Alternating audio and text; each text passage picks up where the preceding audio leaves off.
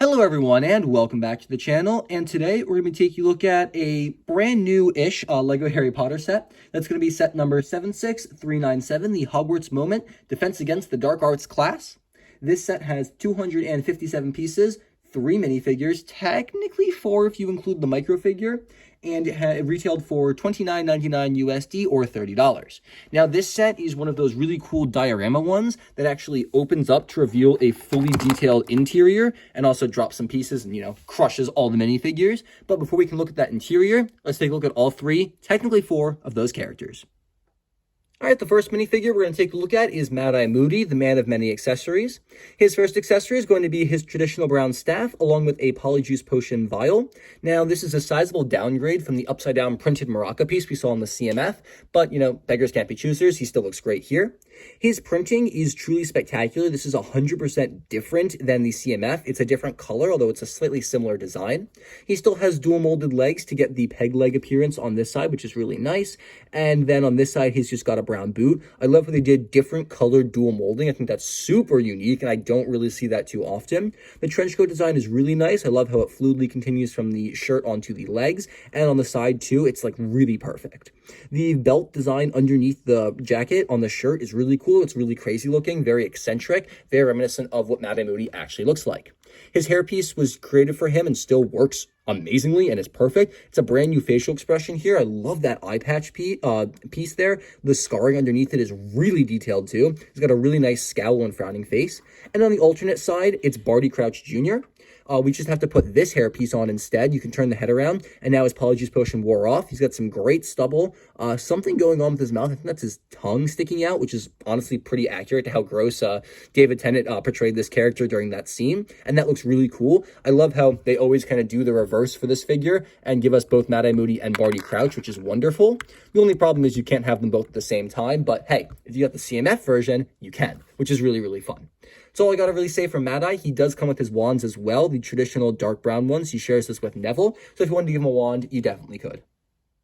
Speaking of Neville, here he is, nothing exclusive here. It's just a very traditional open-faced Gryffindor torso. We've seen this with Ron, Harry, and Hermione many times over. Plain black unprinted arms and medium legs. He's got the same wand as Mad-Eye Moody. A very nice kind of like, worried, kind of just unsure of himself facial expression on this side. Works really well for Neville as a character during this book. And on the back, he's got a much more confident, smiling, happy expression. This, I guess, is the one you'd use when Mad-Eye is attacking it with the spider. And this is just the generic basic one. On the back, he's got good hood printing and some nice detailing for some wrinkle lines for his torso. Nothing else too special about this minifigure. It's just a Neville.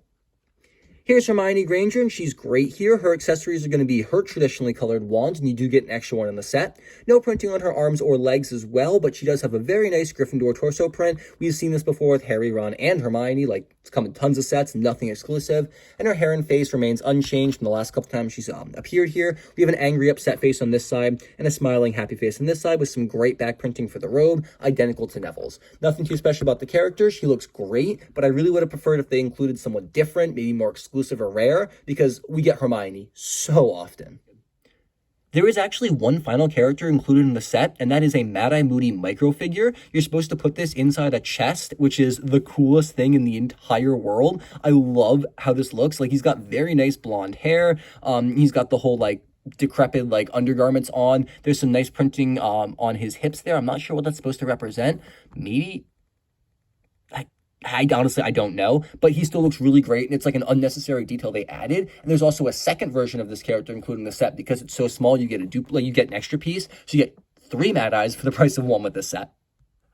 I also wanted to specifically mention the chest here. It's a really nice gunmetal gray chest. You're supposed to just open this up, toss Mad-Eye in, and close it, and that's really cool. But the coolest part about this is actually, like, it's a flat top chest. This is the first time we've ever seen this in LEGO form, aside from the times it's appeared in the other Harry Potter sets released alongside of this one. And I'm really hoping it makes its way over into the Minecraft range, because this would be perfect for that. It's the same basic chest piece, just with a new top. And that's just this flat piece, which they really should have done years and years ago for Minecraft. But fingers crossed, this summer, we get this piece in the Minecraft line.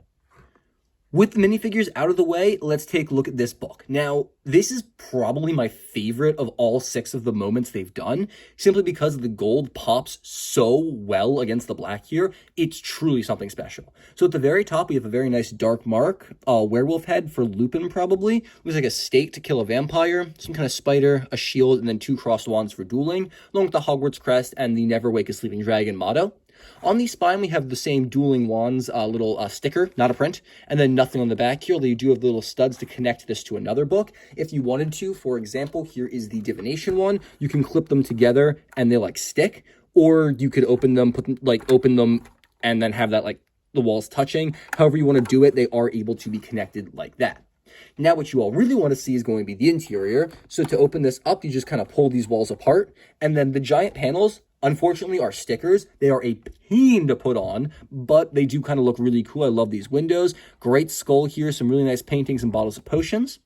This chalkboard comes right off. This is a sticker that says Moody, and I can't read his head. I think he's writing the unforgivable curses, unforgivable, then 1, 2, and 3, asking for them.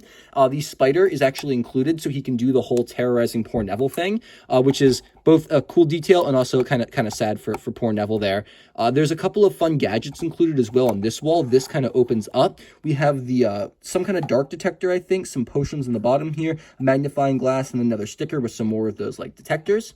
Right here, pulling this off, we get a little table, a teacher's table. There's a vial jar here, and if you wanted to, you could, I guess, put the spider right there on that stud. Here we have a gunmetal gray chest. Now, this is actually the chest where they ask you to keep the extra parts. So here is Mad-Eye Moody, the micro figure we took a look at. He goes in the chest. And then here's the hairpiece for Barty Crouch Jr. and the Polyjuice vial for Mad-Eye. Aside from that, that's everything you kind of like have to pull apart, although we do have the bench here and then the 2 stools come out from underneath it, so you have a desk with 2 chairs, and then this opens up, and there's a bunch more stickers here. There's a little textbook hidden here too. Opening up this textbook, you can see it's got a dark mark print, not a sticker in there, which is really cool. No cover though. Here we have some sticky notes in a little container. There's another couple of shelves with a teapot and some potions, a fireplace, and then a portrait of a famous wizard. Honestly, it's probably one of the Lego designers, which is a fun Easter egg I like to include. Here we have some more of those fun little sticker designs. I'm honestly not sure what that's supposed to represent.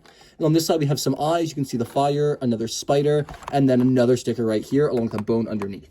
I think this set has like for size and everything, like some of the most stickers of any Harry Potter set. It's ridiculous, but they all do come together to make a really cool looking design. And when you're able to like put everything together here into one fluid display, boom, and then there's the set. And that looks really cool. Like, that's a fully fleshed out classroom. I love the arches here because those are exactly what the windows look like in this building. And then all the stickers you can kind of see bleeding through just add so much detail to it. And the minifigures integrate really, really well in the set. Although I maybe would have preferred to get someone other than Hermione. Neville makes sense considering how important he was in this scene. But like, Hermione, we get so many of her. Like, couldn't we have gotten maybe like a different figure, a rarer figure, something like that? But hey, it's still a great minifigure. I'll take it.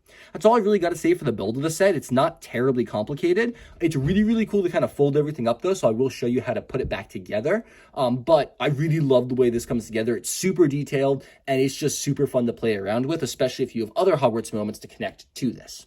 So to start putting everything away, the first thing you got to do is fold all of these walls in place. And then I like to close one side. If you want, you can toss the spider, just connect it right there. Whee! Traditional spider piece. The textbook gets slid into that spot right there. All the other tiny pieces go in here, and then that gets closed and just put on... Oh, I'm going to drop everything first. You have to put it on top of the table, so the table has to go first. Just put the stools underneath that, clip that in place, clip the chest in place. This table gets turned upside down and attached to those 2 studs right there. And the chalkboard is turned upside down and attached to 2 studs right there. And then you can close the other wall provided your book doesn't fall out. And then you have one completed closed book. Although I just broke the entire thing. So it's a little difficult to figure out how to close it first. This textbook is really annoying. If it pops out, your set will break like I just showed. But there we go. That is a solid closed book. And you have all 3 of the minifigures left on the exterior. Let's move on to the box and the menu real quick before, of course, bouncing on to the final verdict. The box for this set is very interesting, having two different orientations. The front here is horizontal. You have the closed book with a couple of the builds inside kind of bleeding to the out, and then you have the set kind of fully extended, showcased on the bottom here, and then all three of the minifigures. However, if you turn to the top here, you get an advertisement for 4 of the books. Noticeably, it's only the Transfiguration and Potions, not the Charms or Herbology, an actual size for Mad-Eye Moody.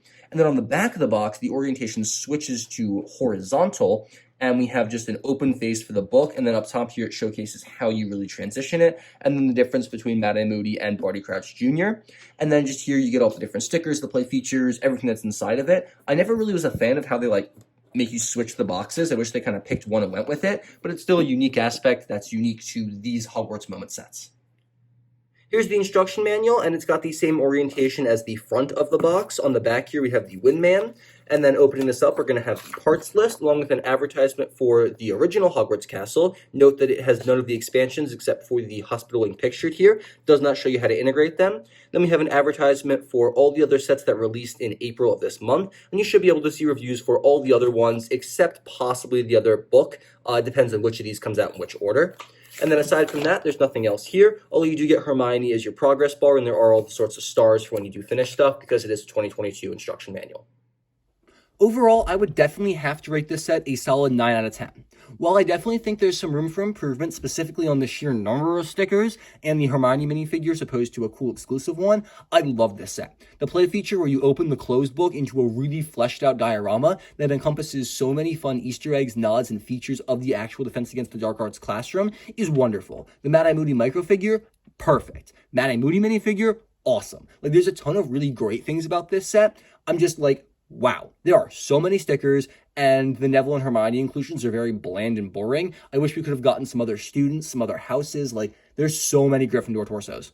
I would love some Hufflepuff or some Ravenclaw because they're so much rarer, but, it's still 9 out of 10. I would highly recommend this set for anyone who doesn't have it. It's a really great build, a really great time. And if you have other Harry Potter sets, this mixes very, very well with them.